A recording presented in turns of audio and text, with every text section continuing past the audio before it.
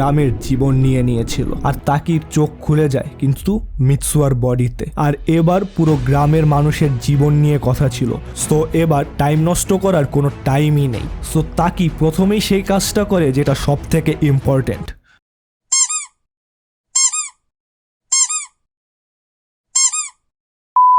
So মিৎসুয়া ready হয়ে নিচে আসে, কিন্তু মিৎসুয়ার দাদি তাকে দেখে বলে, আমি জানি তুমি মিৎসুয়া নও, কিন্তু আপনি কি করে জানলেন?